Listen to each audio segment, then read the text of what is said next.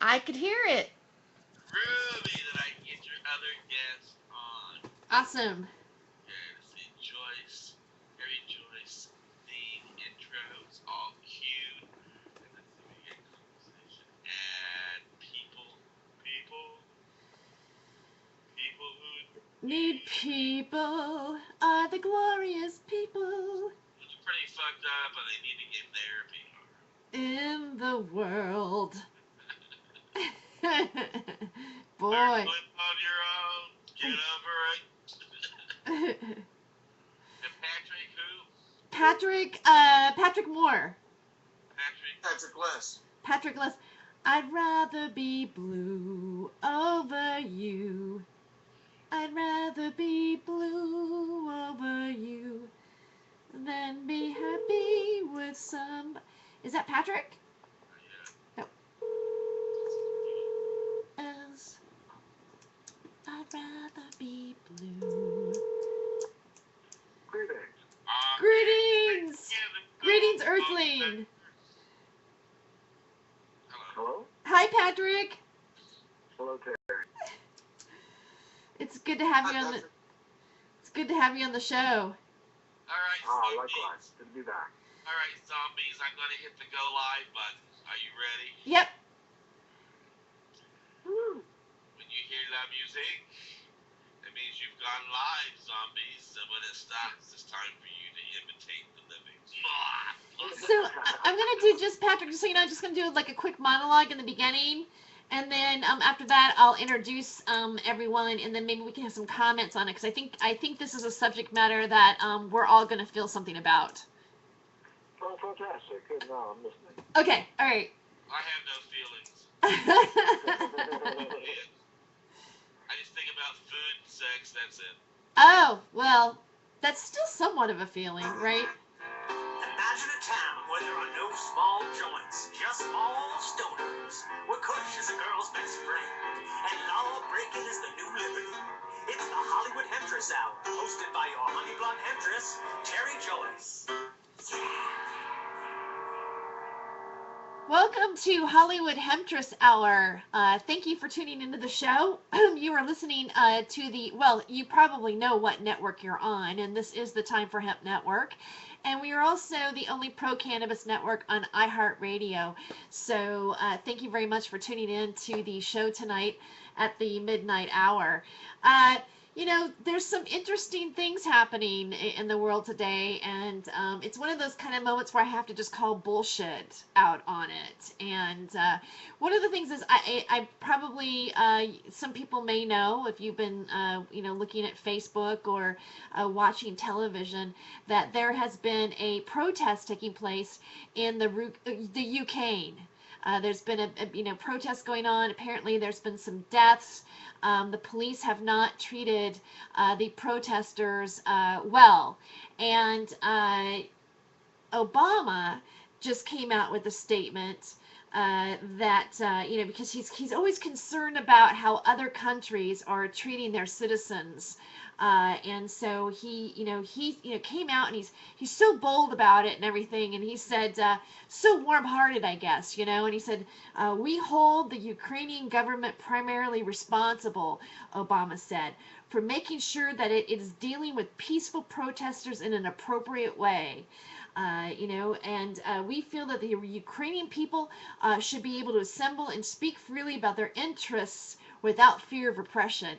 Well, isn't that nice, Mr. Obama, that you are so concerned about how the protesters are treated in Ukraine, and you're such a good guy, right? Well, no. I mean, because obviously you haven't watched the thousands of YouTube videos that have been uploaded and the hours of live streaming from all of the different Occupy camps all across America. And I can say that you can tell that the police, our police, have not been very good or very kind to the protesters in any way, shape, or form. So it's basically a form of it's the hugest hypocrisy. I think it's the hypocrisy, the biggest, bullshit that's come out of his mouth or our government's mouth since the beginning of this year. And I'm not just gonna like let up on this for a moment. I'm gonna prove my point even more so. It just inflames me because I've been there. I've taken the pictures. If you look at what the riot cops look like, they look like RoboCops. They're so militarized, it's not even funny. And at times, it even feels like they're more instigating violence with the protesters than the actual protesters are wanting to instigate violence.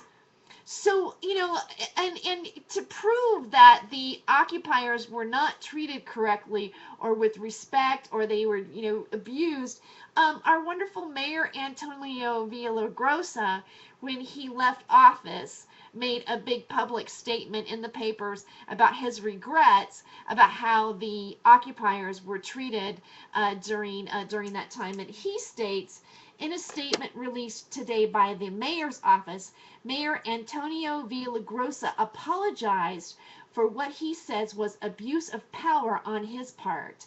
The lame duck mayor stated, "It has been difficult for me to sleep at night knowing what political and physical abuse that I have issued against those peaceful protesters." The mayor continues to cite incidents like the highly militarized 2011 raid against the Occupy LA encampment, which included 1,400 LAPD officers and 292 arrests.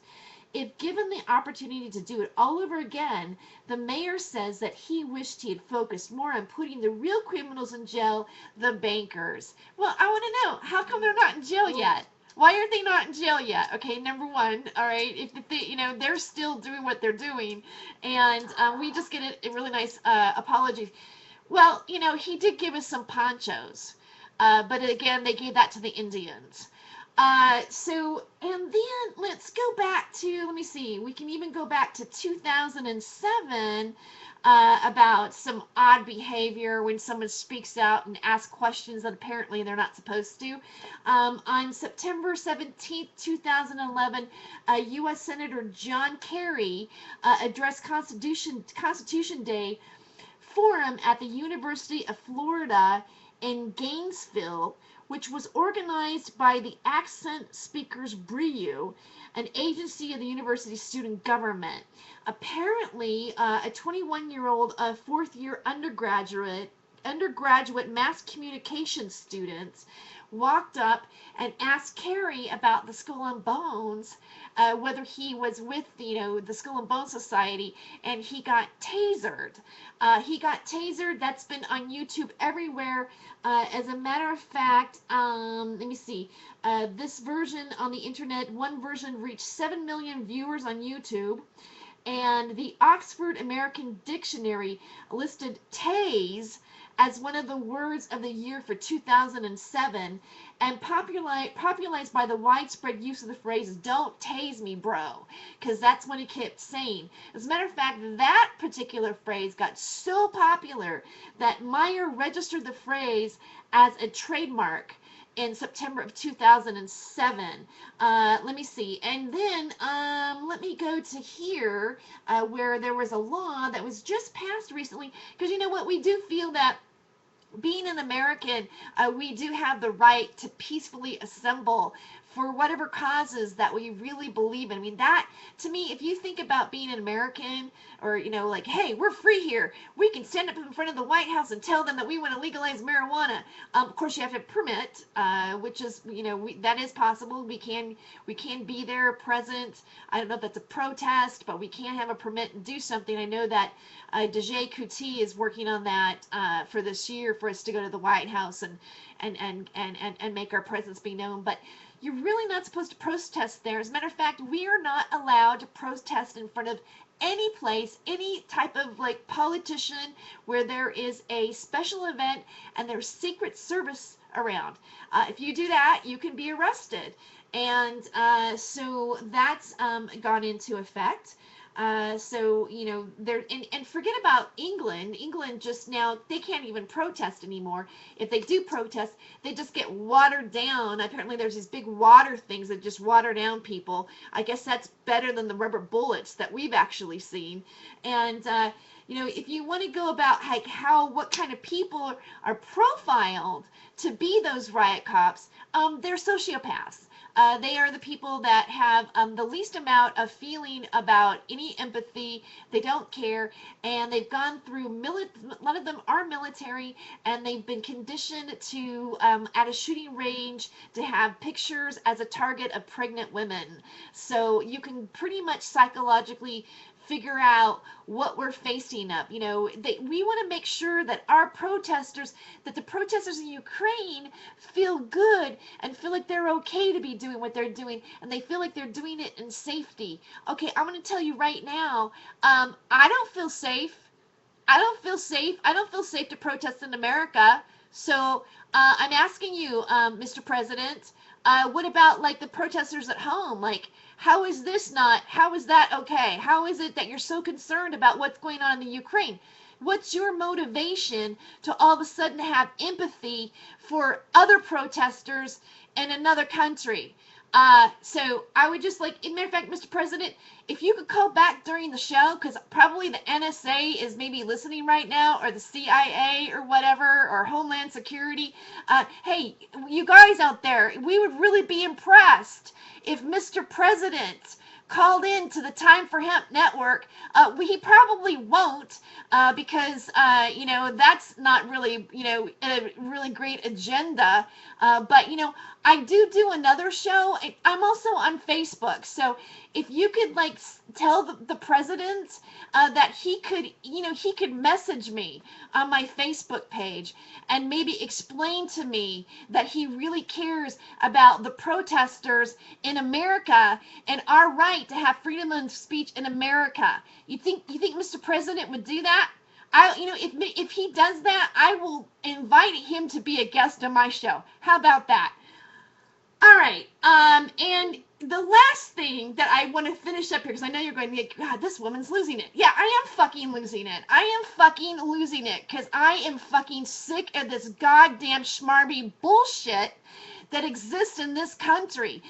I'm sick of like these saying things like, oh, we're so concerned about the other people in the country. Meanwhile, it's like they can't, they don't even care if we have clean water or not. Okay, anyways. Now, one last thing. Breathe, Terry, smoke some weed. Here's another thing that just happened. I think this happened today. No, February 16th, 2011, as Secretary of State Hillary Clinton gave her speech at the George Washington University yesterday, condemning governments that arrest protesters and do not allow free expressions. 71-year-old Ray McGovern was grabbed from the audience in plain view of her by police, and an unidentified official in plain clothes brutalized and left bleeding in jail. She never paused speaking. When Secretary Clinton began her speech, Mr. McGovern remained standing silent in the audience and turned his back. Mr. McGovern, a veteran Army officer who also worked as a CIA analyst for 27 years, was wearing a Veterans for Peace Days Peace t-shirt. Blindsided by security officers who pounced on him, Mr. McGovern remarked as he was hauled out the door, "So this is America." Mr. McGovern is covered with bruises, lacerations, and contusions inflicted in the assault. So, there you have it. That's what's really going on here. And because of that, we really feel that you need to make marijuana not a class 1 drug anymore, and you need to make marijuana illegal all across America, because guess what? We have PTSD from trying to stand up for our civil rights, goddammit. Okay, we do have a really great show tonight. And I'm super excited to invite our guests, because guess what? I think both people on the show, besides myself, have seen the cops close up and personal and in action during protests, even when arrested for no reason. A friend of mine just posted a video in the Global Freedom Light Movement, which is a new group that I started on Facebook. He actually has a group where he films the police in Portland to keep them in line. He got arrested by 27 cops at an Occupy Portland event. And if you watch the video, he's very calm. He's being arrested, and somebody goes, "Hey, bro," not bro, but "Hey, what are you being arrested for?" And he goes, "I don't know." And then he goes, "Apparently, it's criminal mischief, criminal mischief." 27 cops, and then it just got thrown out in court because they didn't have any substantial evidence. So he just got targeted, just like you, out of this whole bunch. Everybody else is going to not be arrested, but you're going to be arrested for whatever reason. And you know what? They can do that. Maybe because you talked out too loud, or you organized some marches. Who knows? But that's how it goes here in America. Anyway, so I'd like to welcome Roland A. Duby, who's co-hosting this week. Welcome to the show, Roland. Hey, thank you. Thank you. Thank you for being here. And also I have Patrick Moore is with us. He is a hemp activist, and also I know that we were in the Occupy LA camp together. And so welcome to the show, Patrick. Ain't that great? It's good to be here, Carrie. Nice to meet you, Roll J. Yeah, it's good to have you. So how do you? I mean, I know that Ronnie's been arrested. Roland. I mean, how do you feel about the statement of Obama? Saying that he wants to protect the Ukraine. He's concerned about the Ukraine protesters. I think he's crazy. I'm like Ron Paul. I think we should worry about what's going on in our own world, our own country. Let what's going on in the rest of the world go. They can do whatever they want. Let them live their lives. Let's take care of America. Right. I'm one of those America firsters. Well, I mean, but for me, it makes me wonder. It's like, well, what's the agenda? Like, what is it that you want over there? I mean, what are you? Is this an area that you feel that we're going to go to war over? Or, I mean, I don't think that he really gives a squat about the protesters over there. But he would have a reason, maybe, to do business or do something. Oh, yeah. Well, yeah, sort of some corporate ties or something that he's doing over there. I don't know. It's terrible, the corruption that's going on in this world right now. The whole world is being controlled by the elite corporate fascist motherfuckers that run the corporations. And they're controlling the world, and they don't care about people. We're just animals to them.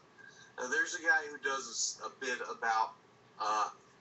he was arrested. His name is Adask, Adask. I think it's Adam Adask or something like that. And he was arrested for making colloidal silver. And during his research of the law, he found out that the law refers to people as animals. It says man or other animals. So the law doesn't even think of us as people. We're animals to the law. That's why they've given us numbers. You can't number people. God wouldn't let that happen. You can't number the people. But you can number property, and you can number your animals because they're property. So that's basically what they've done to us. They've turned us into corporate slaves, property of the government. And we are all numbered. That is just it gets depressing to think of it that way. I mean, or to realize that Sorry. I mean, to realize that that's a possibility. Because again, I'm inclined to agree with you right now. I mean, this is how I feel, and it just makes me it just does something to me to hear him say that today. Actually, I found out about it through Lee Camp, who is a comedian. That he does a moment of clarity, and he posted about it, and I couldn't get it out of my head. It was just like, really, I can't even believe that they would have the audacity to say something like that. Now, again, we haven't had 26 people die at a protest, or have. It's certainly nothing here seems to have gotten Are you sure? out. I don't know. I mean, I don't. I could be wrong. I don't know. You know, we have protests in America where there are literally hundreds of thousands of people protesting in the streets of Washington, D.C., and you don't see it on the mainstream media. You don't hear about it on the news. So how the hell do we know if nobody died? I don't know. I mean, that's a very good question. You would think that because of the fact that we have so many cell phones and social media things going on right now, that if something did really get out, that information would come through the live streams and stuff. Well, you would hope, but I mean, I've been finding out now that, you know, one of the only things that I've given money to has been the Sandy Hook slayings, where that guy went in there, that crazy kid went in and killed all those people at the school. Now I'm finding out that it was all a drill. It was all just a fake drill, a put-on show. None of it was real. None of the kids ever really died. The teacher never really died. None of that stuff ever really happened. It was all a news media event. And it never happened. They demolished the school in the last couple of days just to cover it. Uh-huh. Yeah, I think it's because people have started asking questions and they can't answer them. I so much want to have a ongoing program about false flags, because the Boston bombing was a false flag, and Sandy Hook was the first false flag that I noticed. Now, I know others occurred prior to that. I was sitting at home when they did their first news conference after the shooting, and this Robbie guy, whatever, came out, and he was walking up to the camera, and as he was coming up to the camera, he was laughing and joking and toking with his friends and smiling and everything, and then someone says, "We're getting ready to start," and he says, "Oh, so I need to do this like we planned, or like we rehearsed it." And someone said, It was like the director said action. yeah, and then he started going from a happy, smiling, chuckly guy to working on a serious face to thinking about something sad. My daughter was shot and killed yesterday, gunned down, and I'm all dressed up here at the funeral home laughing with my friends in my three-piece suit, my hair all in place, and my wife's got her necklace on and her diamonds out and her heels on, and we're all dolled up in front of the press 12 hours after our baby was killed. They didn't let us see the bodies. The police took the bodies to Washington. We never got closure. But in spite of that, I'm ready to fly on Monday morning to speak before Congress and give a statement about how we need to hate people having access to guns. Oh my God! I think you saw the same show I saw. Yeah. Yeah, I think we think we've all seen it, and apparently there's this sort of acting group that does these drills. They're called Actors in Action, I think, or something like that. Yep. Yeah, if I know, I wonder if they're hiring or not. No, I'm just. Terry, you wouldn't be able to get a job. They're looking for bad actors. So, yeah, it's pretty. I mean, there's a lot of weird. I agree with you. I feel that that it's a false flag, and there's been a lot of false flags going on. But then again, I want to file a lawsuit. I want to file some sort of a lawsuit against whoever perpetrated this fraud, because they pulled at my heartstrings and caused me to give monetarily to something that's fake. Well, and on top of that, all the documents have been sealed around, and the witnesses are not allowed to talk to the public. The witnesses are being protected by the police for their own security, because the witnesses are just terrified of the public and all of our horrible, hard questions. Oddly enough, in a world filled with high tech, and a world where when you walk around Disneyland, 12-year-old children and moms who are on the way to buying a Slurpee for their kids manage to somehow pop out their cell phones and get a photograph of their family and friends with the cute little mouse ears on, and there you are in the background. But lo and behold, during the course of this shooting, throughout the course of the whole day, there was only one cameraman on hand who managed to get any photos of this event. There's no cameras there's no film from any videos or smartphones or handheld tablets. just from professional camera people hired by, wait a minute, the police department. Do you know what, you guys? We do need to take a commercial break for a moment, but we can come right back. Also, Patrick, after the break, don't you have some information about how the California Hemp and Health Initiative went? I will update you on how the initiative's going, of course. Yeah, okay, great. Yeah, because we'd like to get an update on that too. So we'll be right back after this commercial break with more Patrick Moore and Roland A. Duby and Casper Leach.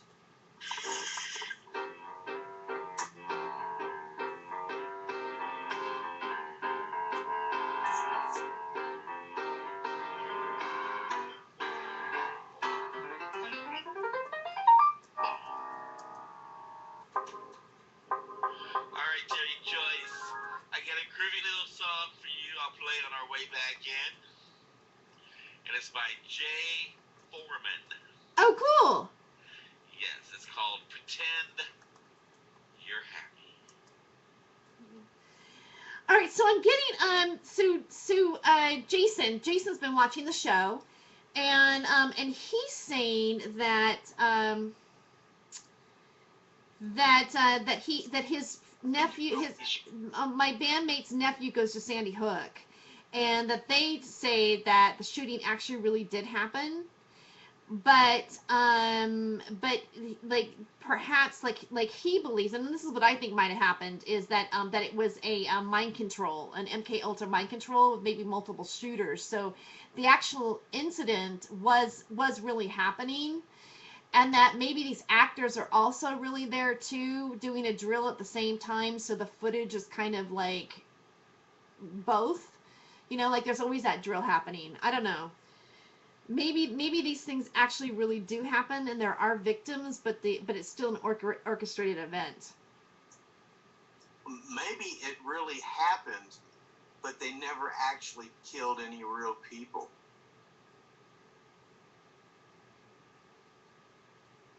Huh. Just too much weird around this event. I don't care. I love Jason America, and he can call in and tell me whatever he wants to tell me about it. I have studied and looked at all the crap on the fucking internet left and right, not wanting to believe it, really wanting to think I was an idiot, that I was seeing conspiracy where there was none, that I had my head so far up my ass and I was so stoned that I needed to get therapy.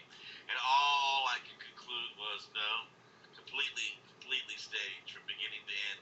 Adam Lanza, who was supposed to go running into the school with 90 pounds of ammo, carrying 2 M16s that each weigh about 90 pounds, weighed 120 pounds himself and couldn't have possibly done that.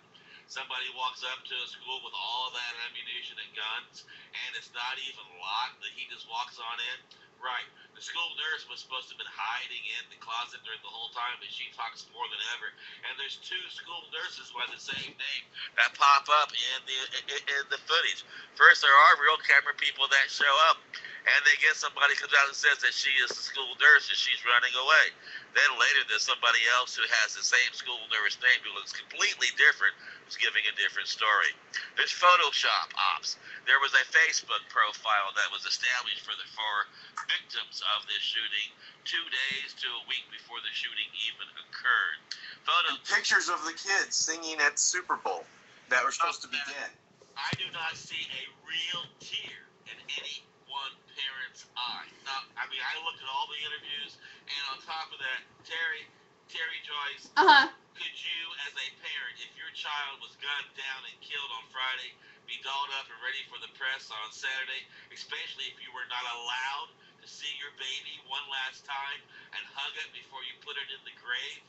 Oh, I would be completely beside myself. I would. And if you weren't all dolled up with your makeup on, would you be all poised and organized in your thoughts, or would you be crying, angry, and screaming? I would be a mess. I would be. Look at all the parents within 24, 48, 36, and 72 hours after the gun down and shooting. Not one real tear. Not one tear in any eye. Some pretend to cry, but you look. A lot of smiling. A lot of smiling going on in those parents. Well, have you also heard the theory of the fact that it was a satanic ritual kind of thing too as well? Oh, we're coming back. We're Oh, coming back. So this is for you and your opening monologue. It's by Jay Foreman, and it's called "Pretend You're Happy." Education and information.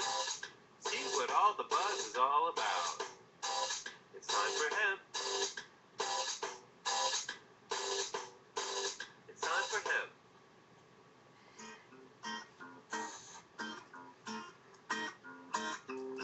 Bloody hell, the world is awful. Well, there's killing and starvation and injustice and religion everywhere. Everything is looking dreary. There's too many people in the world and far too much pollution in the air. Everything I used to love has turned to shit. All the world's gone bankrupt now and it doesn't look like things can soon improve. I'm noticeably older than I was, definitely fatter just because I no longer feel the need to move. Well, what do you do when the world around you makes you so depressed? What do you do when you've lost the motivation to get dressed?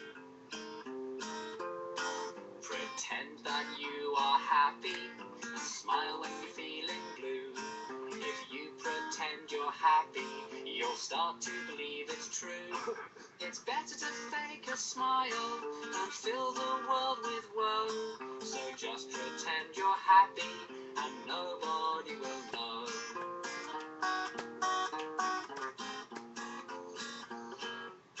Bloody hell, the world is scary. Because there's nothing but corruption and destruction and reality TV. Every day I slowly realize every single thing I used to know and trust is run by people just like me. One at a time I'm losing touch with my former friends, and lately it seems I never ring the contacts in my phone. Every time I breathe it could be my last breath, and I'm getting closer to my death, for which I will probably be alone. Well, what do you do when you've lost all the ambitions you once had? What do you do when the slightest inconvenience makes you sad? Pretend that you are happy, smile when you're feeling down. If your friends think you're happy, they'll still want you around. You'll realize it's important to be glad with what you've got. So just pretend you're happy and keep quiet if you're not. Pretend that you are happy, smile when you're feeling blue. If you pretend you're happy, you'll start to believe it's true. It's better to fake a smile than fill the world with woe. So just pretend you're happy and nobody will know.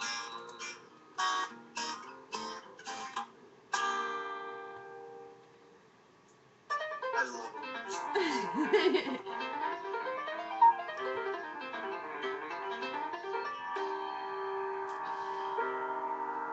All right. All right, that was a great song, Casper. Now, who was that from again? His name is Jay Foreman, and found him on YouTube.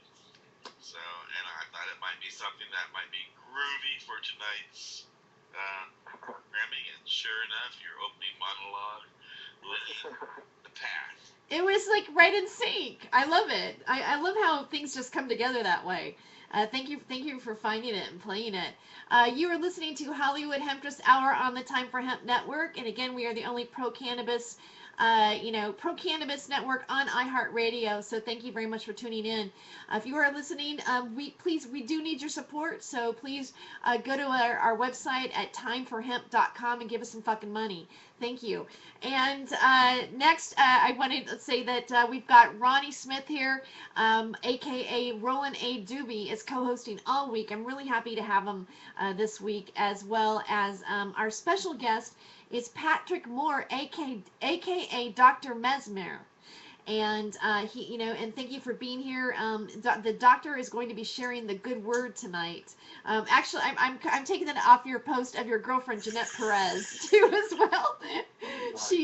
She posted on Facebook too, and I go, that's right, he's Dr. Mesmer. So thank you for being here, Patrick. It's always good to just see you every once in a while. You just got such a positive vibe, a positive way. Your aura is very pure. And you got those Oh, beautiful. thank you so much. What are you gonna say, Roland? No. I try to keep positive, and I'm very aware, and I certainly live in the world where I know what you're saying happens. And I've seen, we've all seen the ugliness of the system, and it's worse than any of that. And yet we all know that there's much worse right behind the veil, and we live with that. And we many they call them the sheeple. Many people just ignore it. Those of us who can ignore it, we have to find ways to strategize to make the world a better place. We have to find realistic strategies to counter what's going on in the world. And some people in the medical politics think the cannabis movement is kind of a funny, fringy sort of thing. I've really planted myself in the cannabis movement because I believe it to be the most serious and direct way to affect radical positive change in the world. And I think the hemp movement, in its larger aspect of food, fuel, fiber, and medicine, is the only viable front line to corporate takeover of the world. I mean, they've only gotten this far by taking away so many of our resources, taking away our fundamental things. That's why we use petroleum.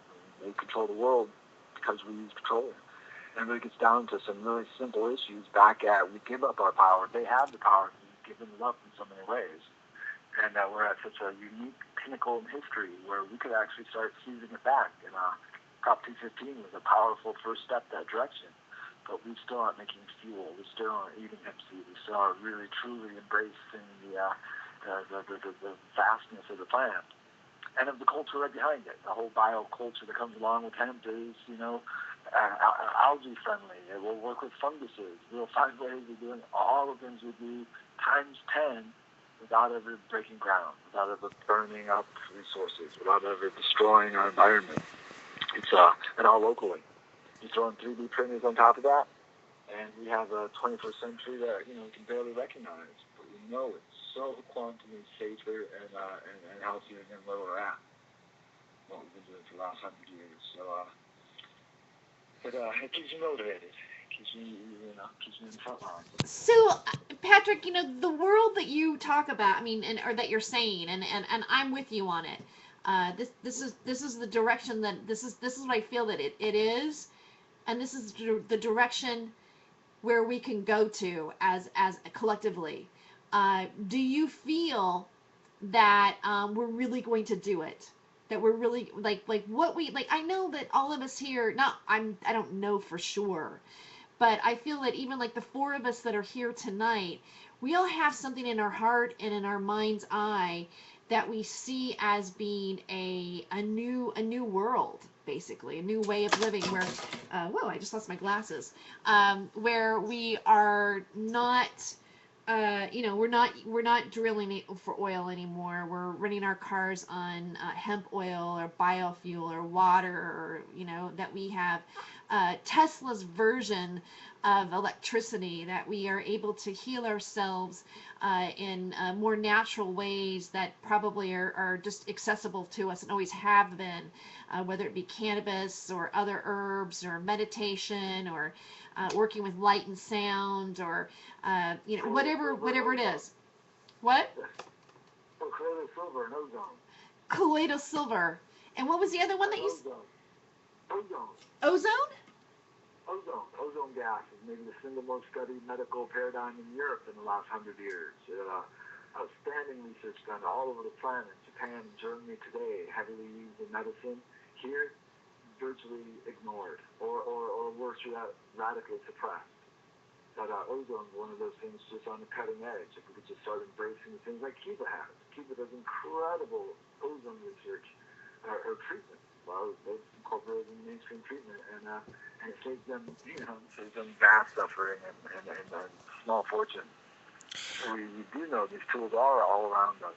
We didn't just use cannabis when we lost the healthcare system we once had. When the AMA took over and got rid of cannabis, they got rid of everything else along with it. We're well known for many medical paradigms that, as a culture, we don't even remember. I think the most important, I believe the easiest and quickest transition over will be going back to alcohol. When we're done with cannabis prohibition, we actually have to go back and win alcohol prohibition. Because many people don't understand, and I'm really just sinking in on levels myself, that we lost alcohol prohibition so thoroughly that we don't even know we lost it. Again, that's so bad you don't know what happened. We lost it so bad that we don't realize what we lost in the transition there. Because alcohol prohibition is about fuel as well, and nothing to do with drinking.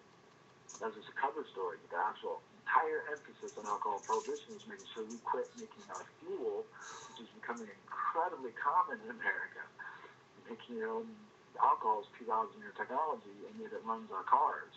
It didn't take, there wasn't just the geniuses in America that were figuring out that, like, wow, 10 cents a gallon, or back in the day, even less than that, they could make alcohol out of biomass, which is everywhere, and run the cars.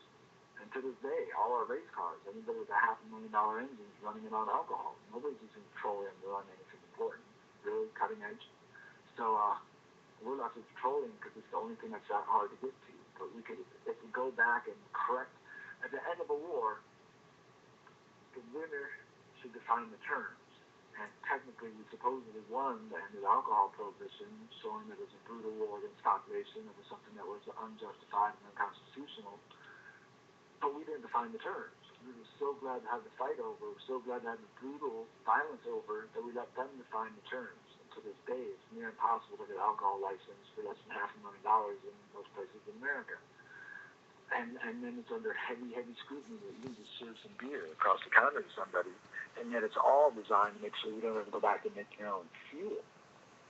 And we can do the same thing with cannabis. We can all be very happy, as many are in California right now, that we have access to cannabis, high-grade medicine on many street corners, delivered to your house. And if that's where we stop, if we consider this to be the end of the war, we will have lost cannabis as a prohibition as badly as we lost alcohol. It doesn't matter how drunk or how stoned we are, if we're still running on petroleum, we're still losing. And if we're eating petroleum, it's in our clothes, if it's in our medicine, I mean, if we build an entire culture on the back of petroleum for the single reason it's an easy monopoly to control, then we're still losers. It doesn't matter how stoned we are. And so, yeah, these are the bigger issues that we all really have to, buckle down and grab onto for just a couple years here. Because around the corner, when we don't have to give up 80-90% of our concerted efforts over to the international bankers and the elite cartel that have banned all these things and created all these weird systems, well, I'll have a lot more time. I'm going to find out that this working 50, 60 hours a week to just keep the roof over the head and keep the nice things around is a scam. That the concerted efforts is a group of people on planet Earth, everyone putting in 5 or 10 hours a week doing things, whether they like them or not, but their job, they'll get everything done. We have incredible resources, incredible energy around us.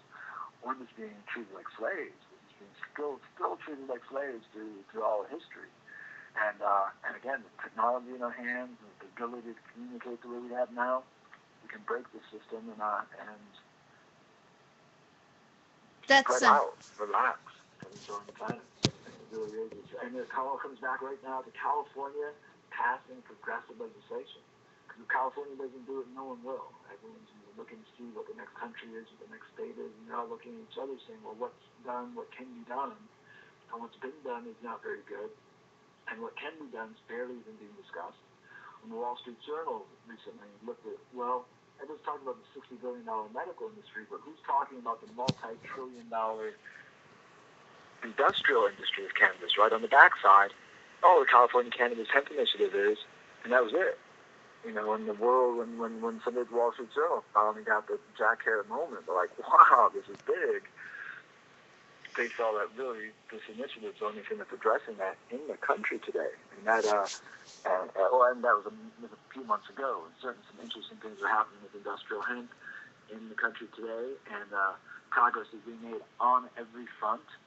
But as these states start to legalize, if they hand over the power and control to license and administer cannabis in a way that's unrealistic or unfair, then again, we lose the empowering aspect of it to the general population. And ultimately, we'll lose cannabis as we know it and love it. And it's kind of on it for 50,000 years. We can lose it in this generation if we aren't careful.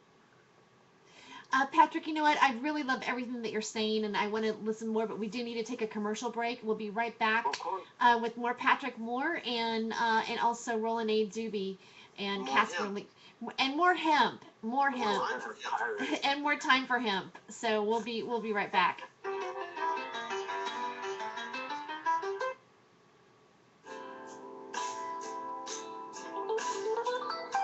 don't know about you guys, but I'm really struggling to hear Patrick. Yeah. Oh, I'm sorry. Yeah, no, I'm unfortunately on a cell phone. I was hoping I might be able to get to a landline tonight, but and you got a lot of bass. You got a lot of bass in your voice too, so that makes it difficult for it to get picked up. I can't change anything on my end to adjust the levels, so. We love your end just the way it is. Yeah, maybe just think about that. You might want to just talk a little bit louder.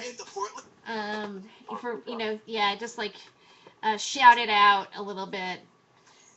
But I love everything that you're saying. We just want to make sure that everybody can hear it though too, right? It's probably going over better on the network with you than we're hearing it through our own Skypes too. Is that true, Casper? Probably. I've got my speakers turned down pretty far so that I don't feed back. That, and you're right, it does help with your Skype to Skype. Second best connection is Skype to landline. Third best connection is Skype to cell phone. That usually drops, fades out. Sometimes you can't help it, but we do really encourage people to be Skype to Skype or Skype to landline, if at all possible, whenever possible. So when you become a host, on the network, you want to make sure you have Skype. I'm just throwing it out there. No, I'm just going through a new computer right now. I just had to replace one, so yeah, just not up to power quite yet. I'm with you. Well, good. Well, that's a good start. Yeah, and I'll try to cover a couple of details on where the initiative is right now because it's all a little confusing, but I'll let you know where we're at. Yeah, I really want to find out where you guys are at, and then other stuff that you got going on. Sure. So. Yeah. I take moments away from the initiative. I do keep other things in the fire and other things moving. So good. We'll cover some ground. It's a great night. Okay, this next time back with the music, Terry, do you want to come back and then say that Casper's got a tune? Sure. Or do you want to just have the tune done and then just talk after the tune? I'll say Casper has a tune. Why not? I've got two different types, and one requires an intro and one doesn't. So that's why I thought I'd ask. Yeah, I'll do the I'll let you do the intro. Yeah. It's not much, of an intro. Just I'll do a little setup. And let's see. Do you know who Tom Lehrer, Lehrer is? Tom Lehrer. Tom Lehrer is a comedian. He's funny as hell. All right. Well then, so you should know that I have something unique. Okay, cool. I hope it's the Elements song. No. And then on your first break in the next hour, we'll just play the song, and then you can just talk after that. Okay. Yeah, because I had one that requires an intro and one doesn't. So. Oh, okay. All right. So let's see. We got 1 minute 18 seconds before we start coming back. All right. Cool. Hey Patrick, what connection do you have with the Jack Hare initiative? I'm a Southern California vocalizer and general, proponent of it. Oh, right on. I actually helped Jack. It was Jack Hare, Eddie Lepp, George Clayton Johnson, and myself who wrote the 2007 Cannabis, Hemp, and Health Initiative. And it's beautiful. Nice. We've done our best to honor and respect it. And George Clayton and Jack Hare and I were on the television set together when I interviewed Willie Nelson back in 1990. I used to run Jack's office. I did that for 3 years while he was on the road. Right on. Oh, that's awesome. Yeah, no, we are... I'm one of the first people to handle Jack's affairs, and Roland's one of the last. So I went... Jack, oh, wow, that's heavy. And Jack hired me in 1990, and I ran his office for 3 years. That's how I got trapped into the the marijuana. Fine folks at Serious Seed strive to breed the best cannabis genetics that they can find, so patients can This is rely on Hollywood Hemptress Hour behind the scenes. Go to Serious We're really on the Time for Hemp Network and iHeartRadio Live, but I also live stream it on my Ustream, and so thank you for tuning in. You get extra dialogue and stuff.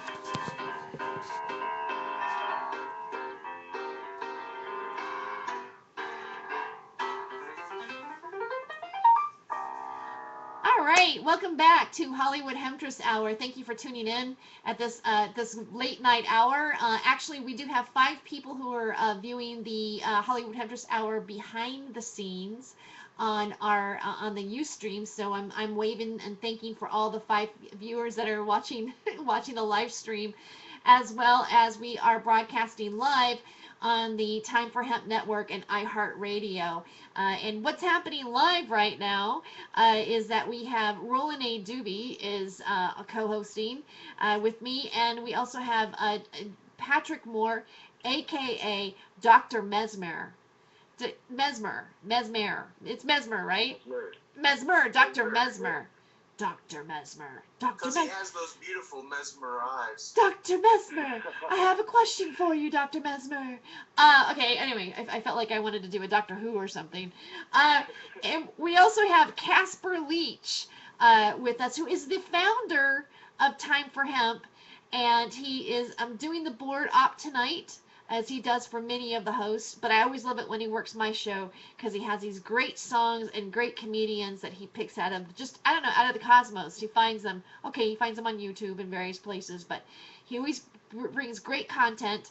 And so, what do we have right now? Who do we have right now, Casper? First of all, you got me letting you know how much I love you, because every day with you, girl, is sweeter than the day before.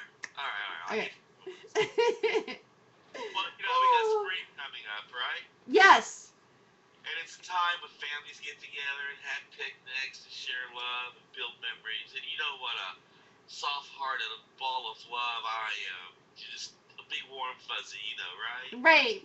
So, here is one of the songs that I cherish every time I hear it. It brings a tear to my eye and reminds me of all the wonderful days my family and I spent together in springtime. Now I'd like to sing a song about spring and about one of the many delightful pastimes which we enjoy in the United States.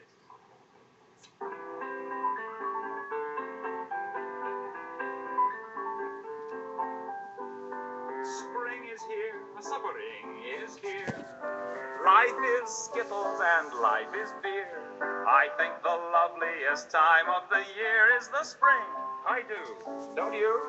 Of course you do. But there's one thing that makes spring complete for me, and makes every Sunday a treat for me. All the world seems in tune on a spring afternoon when we're poisoning pigeons in the park. Every Sunday you'll see my sweetheart and me as we poison the pigeons in the park. When they see us coming, the birdies all try and hide, but they still go for peanuts when coated with a cyanide. The sun's shining bright, everything seems all right when we're poisoning pigeons in the park.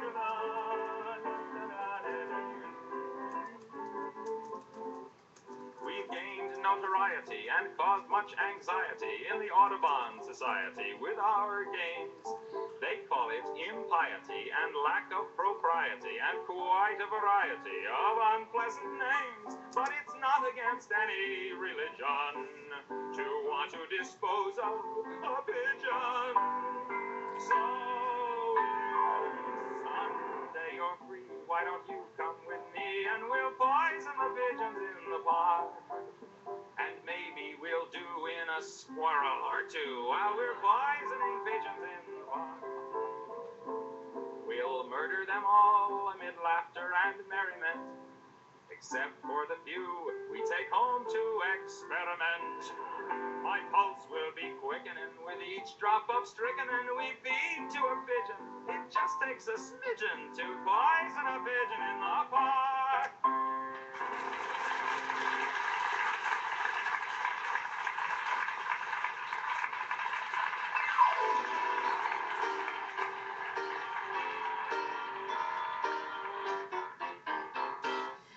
great. Thank you so much for playing that, Casper. And that was really great. I loved it. It brought a tear to my eye. And thank you. I just feel the love. Oh. I love Tom Laird. He does a really great one about the elements. I think it's just called the Element Song. I have two left this evening. One is called Axis of Awesome. Oh, cool. That sounds great. It is a cool ditty I found. And then one I haven't had a chance to hear, but it was in my collection, so I figured I must have liked it at one time, and it's by Bruce Jingles, and I just got Weed Comedy, so I don't know. So, he's a pretty funny guy. Yeah, Bruce Jingles. Yeah, it's funny. I think we played Bruce Jingles a couple of days ago. Oh, okay. Well, groovy. So that's what I have left for this evening. Too. But we can play him again. I mean, it doesn't matter. I mean, we can do Bruce Jingles and because someone's gonna download that one at some point, the old one with Bruce Jingles on it, and then who knows if they're ever gonna download this one, and if they do download both of them and know that we're talking about it, going, well, hey dude, you're gonna hear Bruce Jingles twice. Hope you loved it. This might even be a totally different monologue of his. Maybe it is. Maybe, who knows? Maybe I was so stoned I don't even recognize it again. But that's what I have left, so I'll let you toy with the brain cells inside your pretty head there and let me know on what you'd like for which break this evening. Sure. I've actually done quite a few shows with Bruce Jingles before. I've smoked weed with Mr. Jingles. Okay, and then for the top of the hour, Uh-huh. I have a Three Stooges song, and for the closing, I got a Groucho Marx song. Okay, that sounds great. Ooh, Groucho Marx. I just did Ron Osborne just posted on Facebook today. You're funny. You're the most funniest punchline you could think of right now, or something like that. And I put down, I love smoking cigars, but I take it out of my mouth once in a while. That was mine, which is Groucho Marx. Okay. What he actually said was, I love my cigar, but I take it out sometimes. Oh, is that what he actually said? Yeah. Yeah, well, something like that. I paraphrased it, but... He had a guest on his show, and he asked him, why does he have so many kids? And the guy said, I love my wife. He says, I love my cigar, but I take it out sometimes. Right.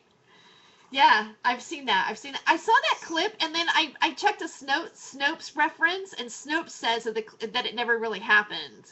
That there was no way that Groucho Marx would have been able to say that on television, and even if he did, it would never have made the air. And I'm like, oh, you know what? I know I saw it, so I think, If you go to gropes.com, they'll tell you that snopes.com is a scam and it's just a fraud. Really? No. Okay. See, I'm so gullible. I'm like, groups.com. Let me type that in right now. Jerome Groups. Groups.com. Groucho Marx is quoted an awful lot, and he was quoted from things he said off camera as well. So my attitude to those people who are very offended by such vulgarities as Groucho Marx ever put forth like that is, fuck y'all, you're wrong. Yeah, it's like that quote from Johnny Carson where he had, I think it was Zsa Zsa Gabor, she had a cat in her lap. Oh, yeah? And she says, what do you think of my pussy? And he says, I don't know. Move that cat and I'll tell you. And he really did say to Mrs. Arnold Palmer, do you kiss your husband's balls before he tees off? Oh, I love it. Innuendo's the best. So we have Patrick Moore, aka Dr. Mesmer. Dr. Mesmer. Dr. Mesmer's here. Dr. Mesmer. All right. Dr. Mesmer is the guy who is hypnotism. Hello, Dr. Mesmer. Dr. Mesmer. Right. No, I'm a certified hypnotherapist. Oh. I started working with pulse magnetic fields and electricity, and I found a mentor 250 years earlier who did the same. So I've revived the spirit of Dr. Mesmer to try to give him the credit he deserves. Oh. Right on. Right on. That could be ahead of your time. I'm certified too. I got a piece of paper that certifies I'm sane. I bet you can't say that. Wow. I don't have a certified piece of paper saying I'm sane. Where can I get that? I might need it later. I'm kidding. Certifiably sane. So Patrick, you've been working on the California Cannabis Hemp Initiative, 2014, for a very long time.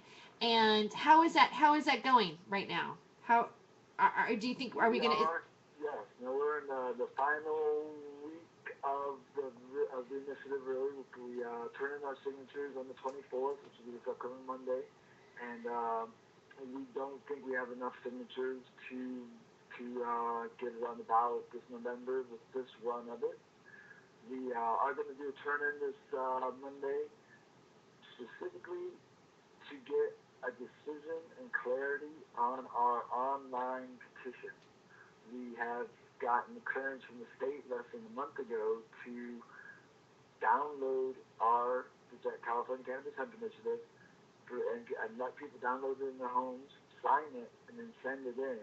And we're going to turn those in along with most of the signatures we got, some of the signatures we got. Ooh, that would be groundbreaking. Yeah, no, it is. It's the first time it's happened since the internet came out. People have been trying and petitioning and working with them, and we always hit a brick wall. I've been with this particular initiative for 3 years now. We tried very hard. I thought, my calendar lined up, and we were going to make history in 2012, and we came close then, and we're awful close this time. But we're still lacking that last bit of community support. We're still lacking the finances it takes to slam dunk any initiative. There hasn't been a ballot initiative passed on a volunteer effort alone since 1974. And we all kind of realize that that's just the nature of the times we're in. That as much as we can rally a good number of signatures in the state, it takes more than that to get a ballot initiative on board. We've had people who've been in discussion since 2011 with people who have the capacity and interest in funding us, and yet are held back. And we're, that's the day-to-day dilemma that we're in. And yet we're always constantly reaching out to a broader and wider audience, and trying to find people maybe not as directly involved, but can picture the larger consequences of legalization in California, and might get involved. And ironically, with the Citizens United a law being on the books, we can take an anonymous donation of any amount from anybody, and it's legal. So as much as we fought against that, and I don't think that should be legal, at this moment it could serve us very well. If somebody wants to be involved in this, and yet doesn't want the notoriety of being the most famous, get on the headlines for funding this initiative, we can legally keep them under wraps, and we will do so as long as they want. If somebody wants to help us make history here but doesn't quite want the spotlight on them yet, give us a year, 5 years, 10 years, whatever they want, and we'll be more than glad to then shine the light and let it out upon their passing, posthumously, whatever. We will we have the legal leeway to do that right now. So with the show, and on that note, we refiled the Jack Hare Initiative a month ago, and so we begin phase 2 of legalizing cannabis in a proper way here in California in about 3 weeks. So we'll go till the middle of April. We have a much shorter window, but many of the initiatives, some of the initiatives that are running against us just began in the last month or two as well, and we got the idea that, well, if we run out of time and we're still in dialogue with people and there's still a possibility, what if we refiled it? And again, the state couldn't give us a good reason why we couldn't. So we refiled the exact same initiative about a month ago. So our second window opens up middle of May, and middle of March, and goes until the middle of April. And this could be the best 420 ever if we can find a financial backer or a few who will help us get to our goal of, the 750,000 signatures we need. It'll cost us about $800,000. It can be done in less than 2 weeks if we can raise the funds between now and the beginning of April. So that's really, we just gave ourselves an extra month just in case. Really, just because it's that important. Really, because it really is history changing what is happening. And the little nuanced differences between these initiatives will change the lives of everybody sooner or later, and so many of our community immediately. I don't know how we can talk about and spend so much time rallying around the idea of legalization without really being able to get into the details of what that means. Because the difference between 6 plants and 1 ounce and 99 plants and 12 pounds, or more importantly, the difference between Jack Herer limiting the licensing fees at $1,000 in contrast to unlimited regulation, where the licensing fee could be like liquor today, $250,000 plus $30, $50, $100, $150,000 on top of that, based on the decisions of things that go on behind closed doors. So we know that there's $1 trillion crop right around the corner, and I'm afraid some of our favorite people in the cannabis community, some of my personal favorite people who've written some great books and people who are well versed, have a vision of them having unfair access to that commodity, unfair access to that marketplace, unfair access to that resource. And as a kind of a libertarian at heart, as a humanitarian at heart, I cannot let that happen. So if it means campaigning against these other initiatives for the next 2 years while we wait for 2016, I'm afraid that's the position I'm going to be in. I certainly can't support an initiative that is 6 plants in 1 ounce. That's just a setup for disaster. And the idea that the other side of it, the industrial side of it, the larger picture of it, will still be left at the hands of, left up to fate, left up to regulators down the road, is not comforting. I've seen the way so many things are the bureaucracies overtax, overregulate, and they'll do that with cannabis times 10. Well, Jack was a visionary, when it came to that kind of stuff. I can remember specifically when he was working on the 2007 initiative, talking about how, well, if you just say that the government can regulate it, they will regulate the shit out of it, and they'll take it over, and nobody will have anything except for the government. And that's why he said we need to limit the amount that they can charge, and limit the amount that they can regulate the cannabis. Right. Now, the little joke has been that one of the initiatives running against us is the Tax Control and Regulate Initiative, and that we're the anti-tax control and regulate initiative, right? Yeah. The idea you can learn a lot about somebody by the name, and we're the California Cannabis Hemp Initiative. We're all about the plant. We're all about the people. We're, and again, on the spectrum of politics, this is a very libertarian-leaning initiative. If Jack could have left it at 0 taxes and, some of these little corners around there not there, we would have done that. But in all reality, we're being very realistic, and now we have, for the first time ever, the polling to show that the Jack Herer Initiative is popular and passable with the average California citizen. It's always been used against us because we're a grassroots movement. Every penny we get goes towards signatures. We pay for our banners and our flyers out of our pockets regionally. Every regional director, if they can, they print up their own flyers, stickers, posters, buttons. But the money that comes in for donations all goes towards signatures. So this is a unique job we all took on here, because it certainly has no benefits other than just that warm feeling at night knowing you're doing the right thing, and great connections with great people, and there's certainly good sides to this all. But yeah, none of those are on payroll. There's no budget to this. Dude, We are this proud is of called grassroots making as it gets. activists. That happened here in Oregon with Paul Stanford. That happened, but Jack did his first thing. Jack had grants where he had no money. That's how I got Time for Hemp started. We couldn't even fight back with Partnership for Drug-Free America on the advertising. We had no advertising budget. So I went and tried striking down to the community cable access and did a little ditty called, had Jack Herer sit down as a guest, and Captain Ed, Lynn and Judy Osborne, and Willie Nelson, and just a whole bunch of other groovy people. And I interviewed them, and then we used that as sound bites and video bites. That's just called being an activist, working out of your own pocket, having no money, when it's all said and done with, having nothing to show for it but a heartburn and a good feeling. So, Sure. front line. I'll definitely do that whenever I see an opportunity to help the pot movement. Yeah. And I can do it. I'll jump right on it. You do. You certainly do. But I can certainly tell you, is that not true, Ronnie? That is true. The hemp movement, we are the most broke movement in the world. That's right. And a lot of people in the hemp movement, they think that a grassroots movement means when you get money, you got to buy grass with it. Yeah. Do you know what? This is kind of a little bit off the subject here, but I realized I missed a break. We were supposed to take a break, weren't we? Yeah, I mentioned it, but you're the host. I'm sorry. You know what? I was actually kind of listening to Patrick, and then I was filming with my Ustream I was actually filming the page that the California Cannabis Hemp Initiative 2014 is on. So if anybody does want to make a donation to this to the initiative, you can go to www.cchi2014.org, and you can make a donation there. I was just actually showing a little bit of the site and the page. We do need to. Should I take another commercial break right now, or should we just say it didn't happen and go to the 17 mark?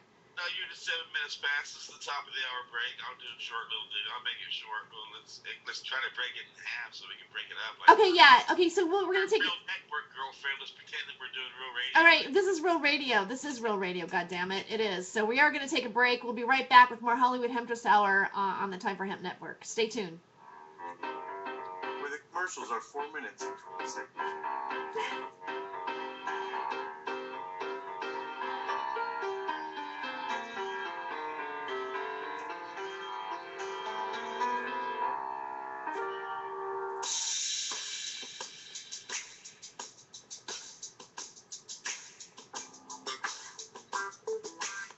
All right, you can regroup your head. Okay. All right. Good deal. So, yeah, I have a few more questions on that when we come back, actually. Not that they have to answer it now, but I'm just wondering why more people are not giving more money over for it. And I don't understand that. Because our economy's crashing. I think it's because even those who really, right. No, there are those. Yeah, no, I'm baffled right there with you. We got Dr. Bronner supporting the initiative that says 6 pence and 1 ounce and no industrial hemp. So what little money there is, What it is, you know what it is, and I think, and I'm just a conspiracy kind of guy, but I think that the government or someone has infiltrated these groups like MPP, and they've got people out there who are pushing these bullshit tax and regulate initiatives all over the country. And I think they've ruined a lot of medical marijuana states like Arizona. Arizona's law is so screwed up, they've got me charged with a felony when it's clear that I'm in compliance with their medical marijuana law.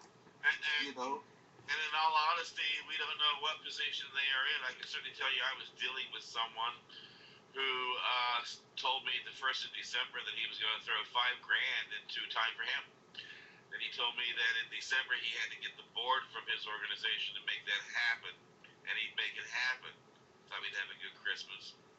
Didn't hear from him until second week of January. He forgot.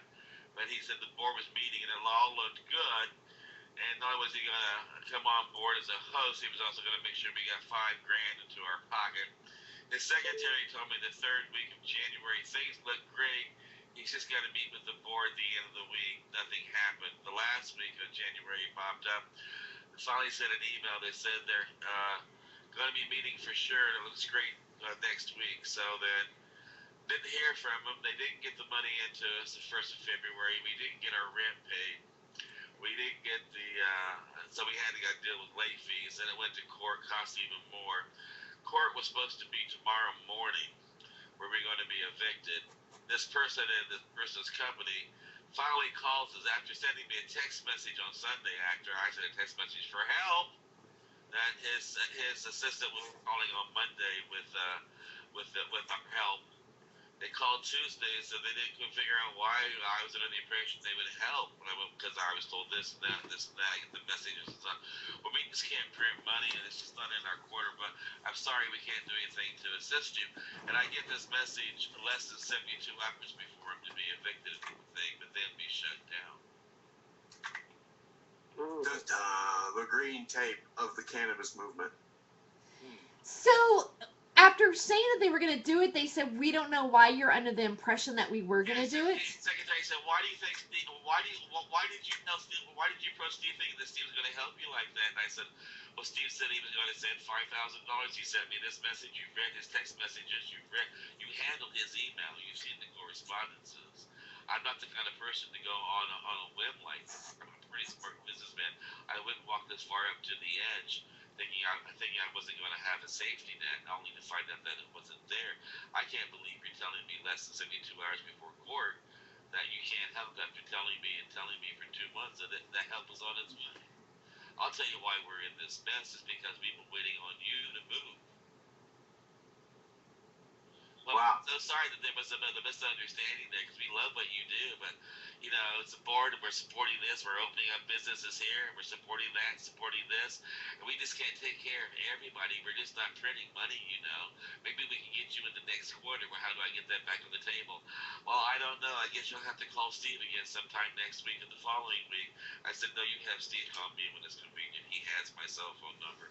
I'll make sure to get back to him as quickly as he's gotten to me. Thank you. Wow.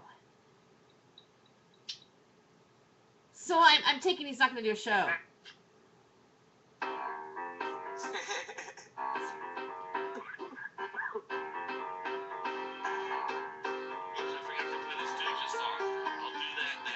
Okay.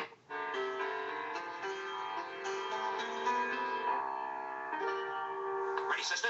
Get that junk out of here. Come on, boys. Scram. I'll give you the idea in a nutshell. B-A-Bay, B-E-B, B-I, Dicky-Bye, B-O-Bo. I'll give you the correct demonstration. Cutie pie, pound those horse teeth. B-A-Bay, B-E-B, B-I, Dicky-Bye, B-O-Bo, Bicky-Bye, Bo, B-U-Boo, Bicky-Bye, Bo-Boo. C-A-C, C-E-C, C-I, Sicky-Si, C-O-So, Sicky-Si, So, C-U-Soo, Sicky-Si, So, Soo. Get the idea, girls? Now we'll all join together on the letter D. D-A-D, D-E-D, D-I, Dicky-Di, D-O-Do, Dicky-Di-Do, D-U-Do, Dicky-Di-Do-Do. F-A-Bay, F-E-B, F-I, Dicky-Bye, F-O-Bo, Dicky-Bye, Bo, F-U-Boo, Dicky-Bye, Bo-Boo. G-A-J, G-E-G, G-I, Dicky-Di, G-O-Jo, Dicky-Di-Do, G-U-Do, Dicky-Di-Do-Do. S-J-A, H-E-E, H-I, Hicky-Hi, H-O-O, Hicky-Hi-O, H-U-Hoo, Hicky-Hi-O. J-A-J, J-E-G, J-I-J, J-I, J-O-Jo, Dicky-Di-Do, H-U-Do, Dicky-Di-Do-Do. J-A-K, J-E-T, J-I, Dicky-Hi, J-O-Ko, Dicky-Hi-Ko, K-U-Koo, Dicky-Hi-Ko-Koo. L-A-Lay, L-E-Lee, L-I, Licky-Lie, L-O-Lo, Licky-Lie-Lo, L-U-Loo, L-E-Lo, L-A-Lay, M-E-Me, M-I, Nicky-My, M-O-Mo, Nicky-My-Mo, M-U-Moo, Nicky-My-Mo-Moo.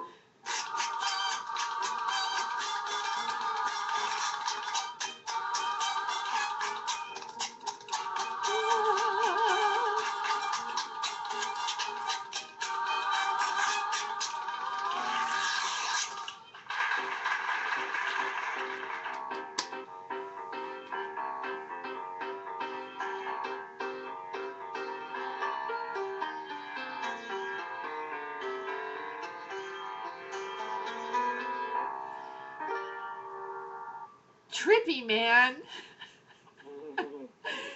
Oh, that was great. Thank you so much, Casper. That was the swinging alphabet with the Three Stooges, and I remember being a kid, like 17 or 16, stoned on my butt at home one day at lunch, and my uncle was watching the Three Stooges in the living room, and I'm high as a kite, and I'm hearing this shit in the background. What the fuck is that? I'm high as a kite. What the hell? It was fee-fi fickin' fo fucking funny. Yeah, I love it. It's really super surreal.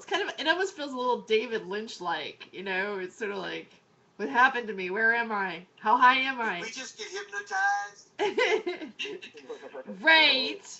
Well, it's not easy to surprise you. I mean, you and Roland are both comedians from like way ever, and you're all well researched, so it's hard for me to find unusual shit to bring to the table to make you go, wow, that's funny as hell, or what the fuck. What I really like a lot when I'm high is some of the Animaniacs songs. Oh my god, they were so awesome. I was at home I don't know, it was a Sunday afternoon. Again, I was hot. Somebody said, "You see that?" I said, "No." They turned that thing on, and all of a sudden, the Animaniacs are doing a Ross Perot imitation, and this sheep and the dog that carries the beer out in the mountains, trying to find somebody, stops and says, "I'm not going any farther. He can die." And Ross Perot gets up off his sled, hits the dog in the head, and goes, "You can't stop. It didn't work for me. Now it won't work for you." I got back on his sled and nothing, but I fell on the floor laughing my ass off. Maybe I was the only one who got that joke, because Ross Perot started the presidency and then quit. Then he started again and then he quit. Then he started again and then he quit. It's like, motherfucker. Gosh, That cartoon was not for children. I've never seen that cartoon, but I'm not a cartoon person though. Oh my god, it's Yeah, I've got issues with animation. It's weird. I like to look at people. I like people better. Anyway. I know it's weird. I'm so sorry to. No, I think it. I love comedy. That's why I love this show. I get to be silly and irrelevant on your show, like I can't on my own. So thank you, Terry. Did he say irrelevant? Thank you. I know. I that's okay. Irrelevant doesn't. Irrelevant. There's relevancy underneath the line of irrelevant in comedy. I guess. It's like. And it's people who, are they serious or are they not serious? Yeah, well, I'm probably serious, but it's mass was it's got a metaphor to it. So I don't know. One thing that I do want to bring up in this hour that that we still have here. Yay! It's like we're getting there. 1:19 a.m. and I still feel like very fresh. My day's just getting started. My God. All right. So we have Patrick Moore with us, and I want to ask Patrick, why do you think that more people are not donating to this cause? I mean, because I feel that, seeing what Colorado's done with having recreational marijuana, I mean, I still can't get past, we still had $1 million day. There's still $1 million day. And guess what? There's probably like way more $1 million days going on.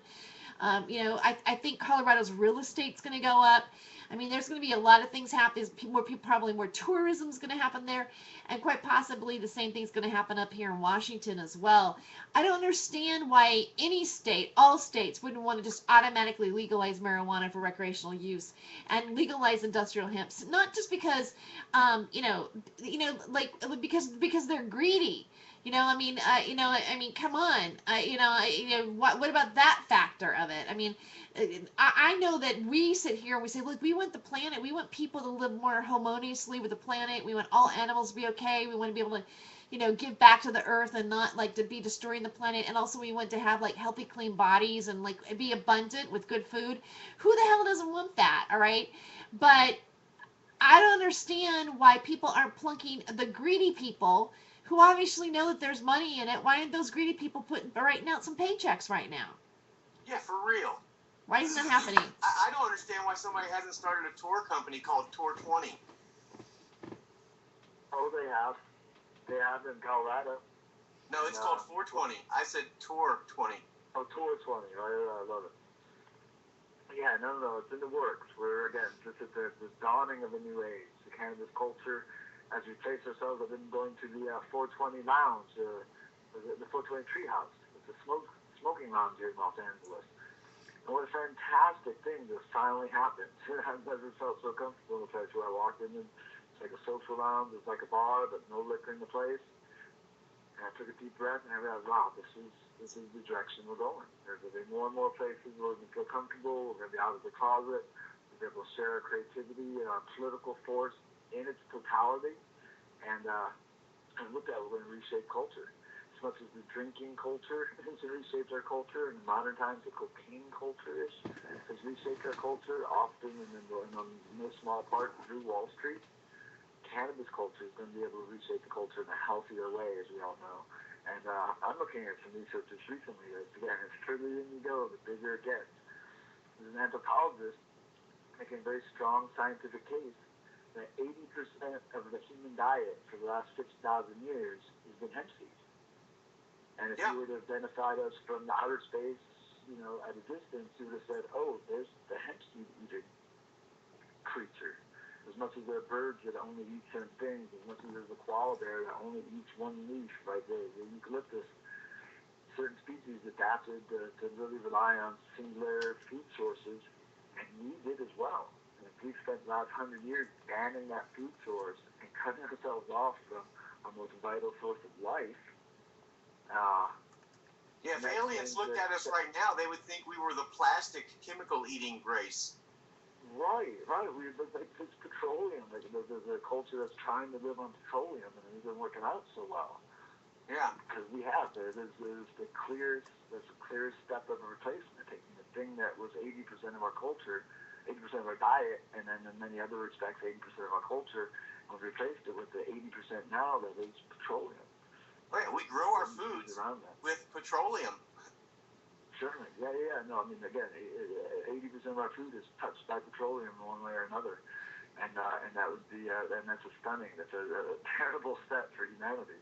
I don't know if anybody's heard this theory though, but it's like, but that they're that the Earth, like you say, well, if aliens saw us, they say, well, we were the plastic people. But I've heard a theory that the Earth is being terraformed for more of a fuel carbon based sort of world, because there's extraterrestrials here or among us that want to that's the kind of planet that they need to exist in, and therefore our planet, chemtrails, everything is being developed to have a different type of body to be able to exist in it. So they're not really terrorists, there's terraformists. I think that's the, I mean, I've heard that theory. I don't know if anybody else has, but one of my YouTube videos. What? George Carlin used to postulate that the planet Earth needed to make plastic, and hence made humans to make plastic. That nature could make many, many things, diamonds and coal and trees, but couldn't make plastic. So that we were a side project just to develop plastic to create it all over the planet. I just saw it from years ago.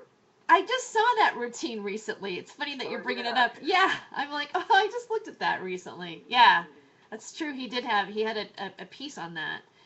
Well, they have the technology now where they make fuel, like gasoline-style fuel, out of turkey carcasses. Anything that's made out of carbon, they can turn it into fuel again, and they can do it with people.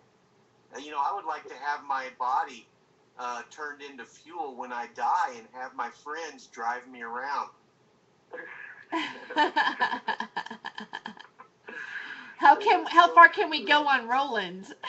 Yeah. There's two things I want done with me. I want my lungs removed from my body, and take it out, dried, scraped, so my friends can smoke them at the funeral. And then I want the remains. I want my body to be stuffed in shellac in sitting position. That's so odd. And with a little string that you can pull that retracts and says, "Hi, happy Monday. Do you want to get high?" And then I'm going to leave it in that my ex-wife has to drive me around the country twice a week. I'm in sitting position. She was anti-pot. And then I'll have, "Hi, aren't you lucky that I'm still here?" Bitch, I'll get her.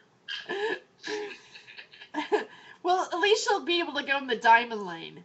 Yeah, well, I think I told you, didn't I, that she's living proof that marijuana does save lives, right? Because, I had somebody offer to kill her when I thought, no, I'll just divorce her. I had to get high before I came to that conclusion.